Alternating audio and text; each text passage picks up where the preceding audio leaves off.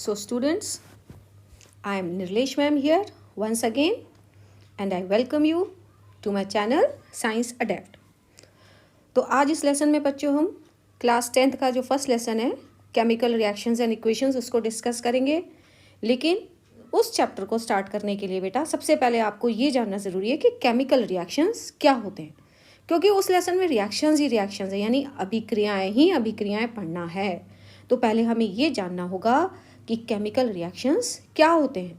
आपको कैसे पता चलेगा कि रिएक्शन यानी अभिक्रिया हो रही है या नहीं हो रही है। तो बच्चों चलिए शुरू करते हैं। बेटा आप अपनी लाइफ में आसपास बहुत सारे चेंजेस देखते हैं। चेंजेस किसी भी तरह के हो सकते हैं। क्या देखते हैं आप अपने आसपास? चेंजेस यानी परिवर्तन। अब कैसे चेंजेस? आपने कागज़ को मोड़ा, वो एक चेंज हुआ। घर में खाना बनाते हैं, वो भी एक चेंज है। और क्या चेंजेस होते हैं? देखिए, आइस है वो सॉलिड फॉर्म में है, जब वो मेल्ट हो जाती है तब वो लिक्विड फॉर्म में चेंज हो जाती है। तो यहाँ पर क्या हुआ? चेंज हुआ। किस चीज़ में चेंज हुआ? स्टेट में, यानी अवस्था। जो पदार्थ की अवस्था है वो बदल गई। और क्या चेंजेस आप लाइफ में देखते हैं अपनी डेली रूटीन की लाइफ में? मान लीजिए एक पेपर है, ठीक है, ये एक नॉर्मल सा एग्जांपल है। उस पेपर को जब आप बर्न करते हैं तो वो किस में बदल जाता है बच्चों? एशेस में। अब इसमें क्या चेंज है? पेपर तो वाइट था और एशेस क्या हो गई? ब्लैक कलर की हो गई। तो इसमें क्या हुआ? कलर भी चेंज हो गया। लेकिन क्या सिर्फ कलर ही चेंज हुआ? उसकी फॉर्म भी चेंज हो गई। ये पाउडर्ड फॉर्म में चेंज हुआ। हाँ, सॉलिड से सॉलिड ज़रूर रहा। और क्या चेंजेस देखते हैं बच्चों आप? आपकी मम्मा घर में खाना बनाती हैं, राइस है वो पहले हार्ड होते हैं और जब उनको हम कुक कर देते हैं, कुक करने के बाद क्या होते हैं वो बच्चों? सॉफ्ट हो जाते हैं। उसकी प्रॉपर्टीज़ चेंज हो जाती हैं, थोड़ा कलर में भी डिफरेंस आ जाता है। वो कुकड राइस को आप दोबारा से राइस नहीं बना सकते। तो ये भी क्या है? एक चेंज है। तो ये तो मैंने आपको बच्चों बहुत थोड़े से एग्जाम्पल बताए हैं चेंजेस के। चेंजेस बहुत हैं आप जो लाइफ में देखते हैं। और क्या चेंजेस? मौसम में चेंज हो जाता है। आज बारिश है, कल बारिश नहीं है। धूप ज़्यादा है, कभी कम है। आपने कागज़ को फोल्ड किया, वो एक चेंज हो गया। जब आप घर के अंदर बेकिंग सोडा के अंदर पानी डालते हैं उसमें कुछ चेंजेस आते हैं, कुछ बबल्स निकलते हैं, भी एक चेंज है। तो ये जो सारे चेंजेस बच्चों आप देखते हैं, तो इन चेंजेस को दो कैटेगरीज में डिवाइड किया गया है। वो आप 6th 7th 8th में भी पढ़ते जा रहे हैं। या तो फिजिकल चेंजेस होते हैं या केमिकल चेंजेस होते हैं।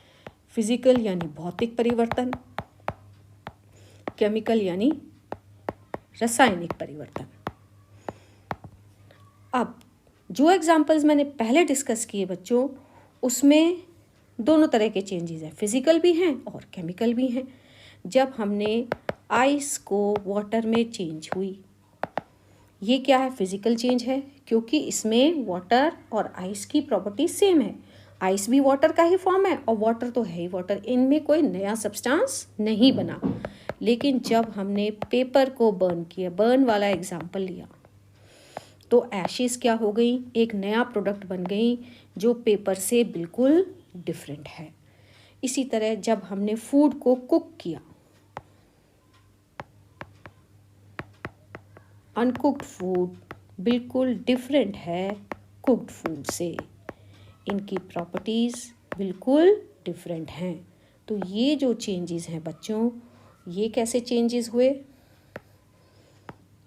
ये तो है केमिकल चेंजेस और ये है फिजिकल चेंजेस। मौसम का बदलना फिजिकल चेंज है। अब ये जो केमिकल चेंजेस हैं बच्चों, इसी के अंदर होते हैं केमिकल रिएक्शंस। मतलब रिएक्शंस की वजह से ही केमिकल चेंजेस या रासायनिक परिवर्तन होते हैं। तो केमिकल रिएक्शन अगर किन्हीं भी दो सब्सटेंसेस को मिलाने से हो रहा है तो उसी को हम कहेंगे कि उसके अंदर केमिकल चेंज है और रासायनिक अभिक्रिया या केमिकल रिएक्शन हो रहा है। अब मैंने आपको बच्चों फर्स्ट एग्जांपल जैसे आपको दिया था कि हमें कैसे पता चलेगा कि किसी रिएक्शन में या किन्हीं दो प्रोडक्ट्स को मिलाने से रिएक्शन हुआ है या नहीं हुआ। तो पहला केस हम लेते हैं बच्चों, अगर किन्हीं दो सब्सटेंसेस को मिलाने से उसकी स्टेट में चेंज आता है, चेंज ऑफ स्टेट यानी अवस्था में परिवर्तन।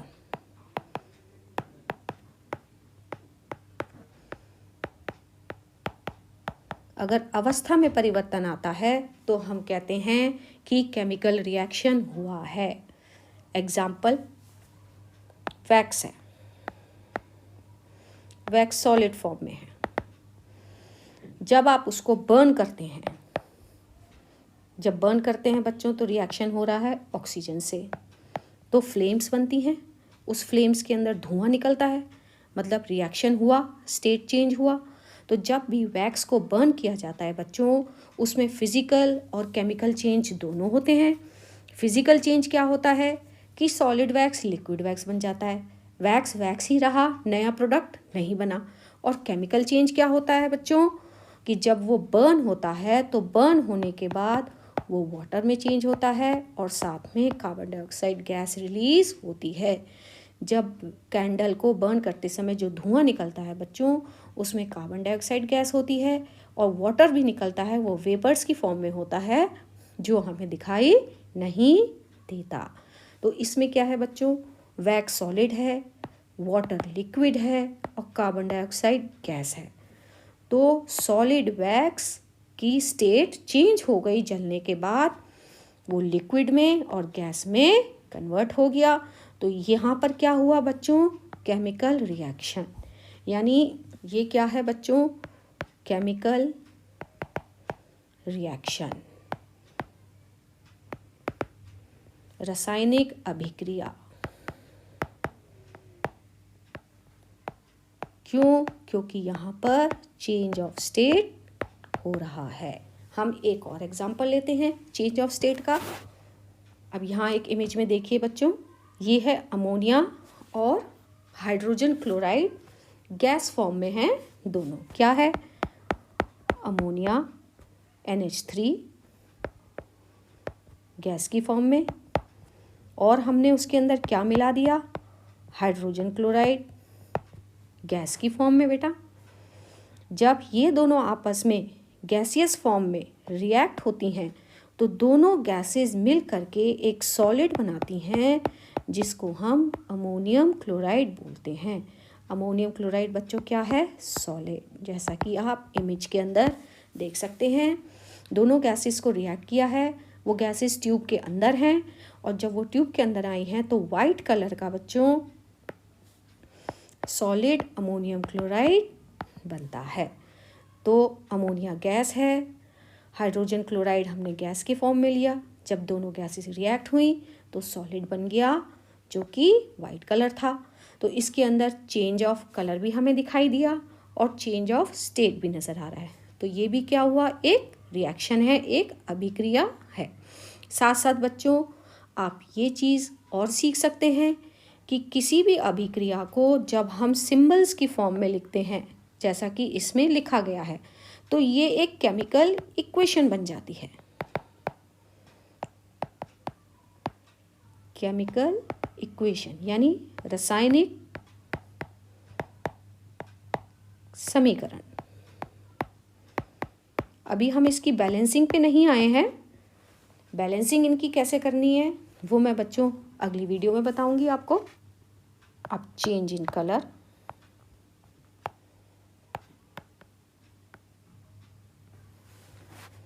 देखिए बच्चों ये है मैग्नीशियम रिबन, सॉलिड है, मैग्नीशियम रिबन ब्लैक कलर का है।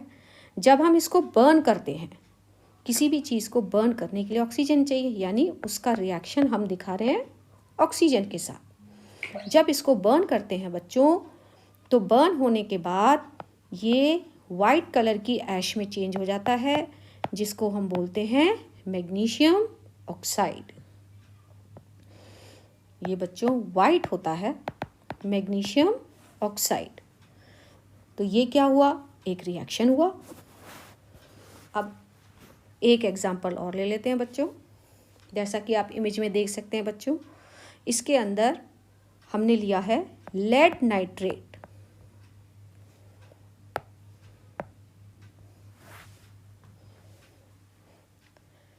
चेंज इन कलर का एक एग्जाम्पल और डिस्कस कर लेते हैं जो आपको बहुत इंटरेस्टिंग लगेगा बच्चों।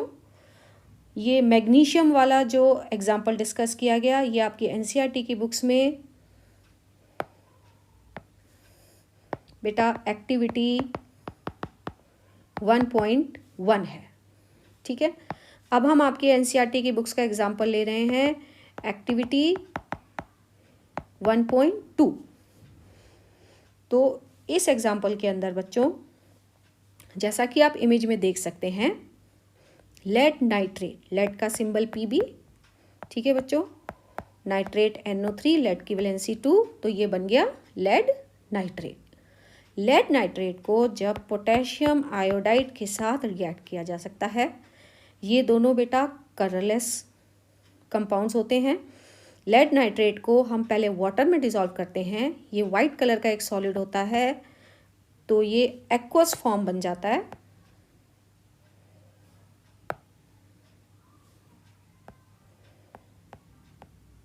ये एक्वस।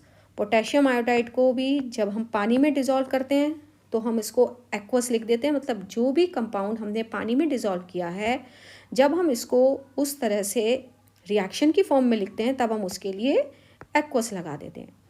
ये दोनों ही कलरलेस सॉल्यूशन होते हैं और जैसा कि आप इमेज में देख सकते हैं, जब ये दोनों रिएक्ट करते हैं तो एक येलो कलर का कंपाउंड बन जाता है जिसको हम लेड आयोडाइड बोलते हैं, और ये पोटेशियम नाइट्रेट डिसॉल्व हो जाता है पानी के अंदर।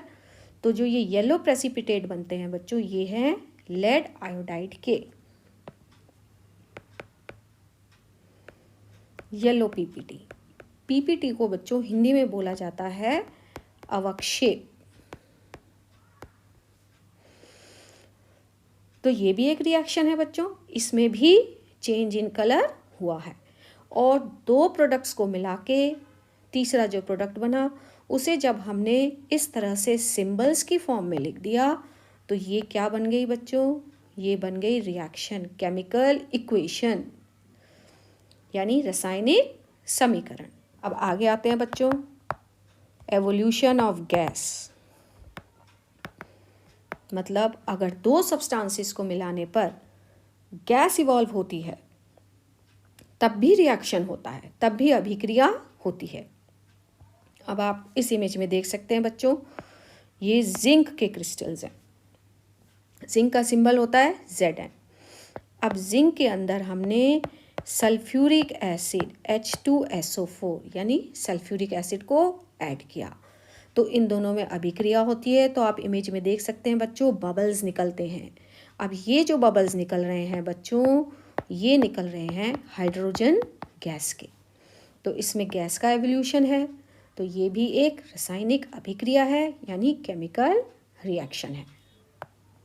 एग्जाम्पल पे आते हैं बच्चों, चेंज इन टेम्परेचर, यानी अगर दो प्रोडक्ट्स को मिलाने से, दो सब्सटेंसेस को मिलाने से टेम्परेचर चेंज होता है तो वो भी एक केमिकल रिएक्शन है। अब देखिए बच्चों, इमेज में आप देख सकते हैं कैल्शियम ऑक्साइड। कैल्शियम ऑक्साइड एक वाइट कलर का पाउडर होता है बच्चों।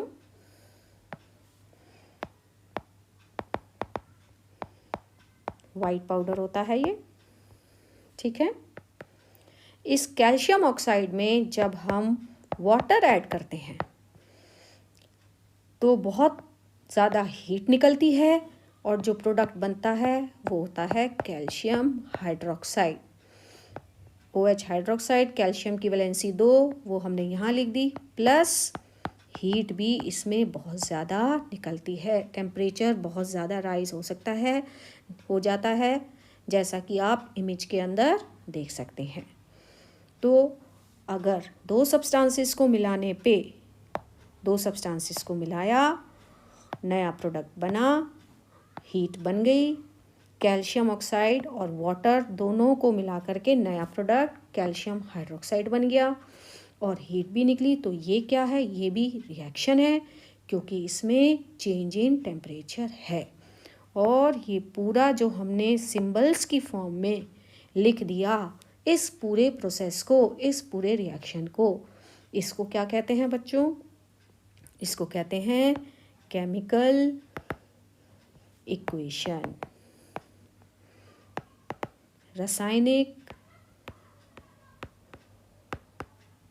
समीकरण। ये रिएक्शंस अभी बैलेंस नहीं हैं, इनको बैलेंस कैसे किया जाता है वो मैं आपको अपनी आने वाली वीडियो में बताऊंगी। अब जो कुछ भी हमने पढ़ा बच्चों, उसको हम रिवाइज कर लेते हैं एक बार। तो इस वीडियो में हमने यह सीखा है कि किन्हीं भी दो सब्सटेंस को मिलाने पर हमें पता कैसे चलेगा कि रिएक्शन हुआ है या नहीं हुआ। अगर सब्सटेंसेस की स्टेट में चेंज है तो हम कहेंगे रिएक्शन हुआ है। जैसा कि हमने अमोनियम और हाइड्रोजन क्लोराइड को मिलाकर देखा था, तो सॉलिड प्रोडक्ट अमोनियम क्लोराइड बन गया था। दूसरा, change in colour. Change in colour हमें किस रिएक्शन से पता चला बच्चों? जैसा कि पहले एग्जाम्पल डिस्कस किया गया था, लेड नाइट्रेट और पोटेशियम आयोडाइड को मिलाने से येलो कलर के प्रेसिपिटेट पोटेशियम लेड आयोडाइड के बने थे। एवोल्यूशन ऑफ गैस, जब जिंक क्रिस्टल्स के अंदर सल्फ्यूरिक एसिड डाला था तो हाइड्रोजन गैस लिबरेट हुई थी, और जब कैल्शियम ऑक्साइड के अंदर हम वाटर डालते हैं तो बहुत सारी हीट लिबरेट होती है और कैल्शियम हाइड्रोक्साइड बनता है। बेटा, जो सफ़ेदी वाले जब सफ़ेदी को घोलते हैं, आपने कभी देखा हो जब वो ड्रम के अंदर कैल्शियम ऑक्साइड होता है, जिसे आम भाषा में हम बिना बुझा चूना बोलते हैं, उसके अंदर जब पानी डाला जाता है तो बहुत तेज हीट निकलती है, और हीट की वजह से जो पानी की वेपर्स हैं वो हमें निकलती हुई दिखाई देती हैं। अगर ये वीडियो आपको अच्छी लगी तो मेरे चैनल साइंस अडेप्ट को सब्सक्राइब करें।